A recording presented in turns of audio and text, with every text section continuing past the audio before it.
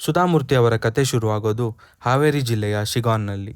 ತಮ್ಮ ತಾತನಿಂದ ಕತೆಗಳನ್ನು ಕೇಳುತ್ತಾ ಬೆಳೆದ ಇವರು ಅದೇ ಶಿಗಾನ್ನ ಸರ್ಕಾರಿ ಶಾಲೆಯಲ್ಲಿ ಕನ್ನಡ ಮಾಧ್ಯಮದಲ್ಲೇ ಪ್ರಾಥಮಿಕ ಶಿಕ್ಷಣ ಮುಗಿಸಿ ಇಡೀ ರಾಜ್ಯಕ್ಕೆ ರ್ಯಾಂಕ್ ಪಡೆದ ಪ್ರತಿಭಾವಂತೆ. ಅಂದು ಹೆಣ್ಣು ಮಕ್ಕಳು ಅಡಿಗೆ ಮನೆಗೆ ಸೀಮಿತವಾಗಿದ್ದ ಕಾಲದಲ್ಲಿ ಅವರು ಇಂಜಿನಿಯರಿಂಗ್ ಓದುತ್ತೀನಿ ಅಂತ ಹಠ ಹಿಡಿದ್ರು. ಹುಬ್ಬಳ್ಳಿಯ ಇಂಜಿನಿಯರಿಂಗ್ ಕಾಲೇಜಿನಲ್ಲಿ ಇದ್ದ 600 ಹುಡುಗರಲ್ಲಿ ಇವರೊಬ್ಬರೇ ಹುಡುಗಿ.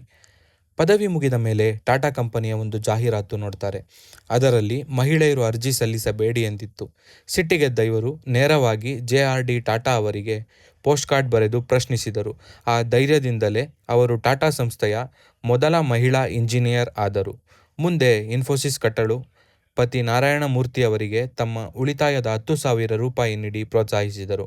ಇಂದು ಆ ಸಂಸ್ಥೆ ಹೆಮ್ಮರವಾಗಿ ಬೆಳೆದಿದ್ದರೂ ಅವರು ಮಾತ್ರ ಇಂದಿಗೂ ಅದೇ ಸರಳತೆಯನ್ನು ಪಾಲಿಸುತ್ತಿದ್ದಾರೆ. ಒಬ್ಬ ತಾಯಿಯಾಗಿ ತನ್ನ ಮಕ್ಕಳಿಗೆ ಮಾತ್ರವಲ್ಲ, ಇಡೀ ನಾಡಿನ ಮಕ್ಕಳಿಗೆ ಮೌಲ್ಯಾಧಾರಿತ ಬದುಕನ್ನು ಉಡುಗೊರೆಯನ್ನಾಗಿ ನೀಡಿದ್ದಾರೆ. ಅಧಿಕಾರ ಮತ್ತು ಹಣದ ನಡುವೆ ಮನುಷ್ಯತ್ವವನ್ನು ಹೇಗೆ ಉಳಿಸಿಕೊಳ್ಳಬೇಕು ಎಂದು ತೋರಿಸಿಕೊಟ್ಟ ಈ ಸರಳತೆಯ ಸರಸ್ವತಿ ನಮ್ಮ ಕರ್ನಾಟಕದ ಹೆಮ್ಮೆ.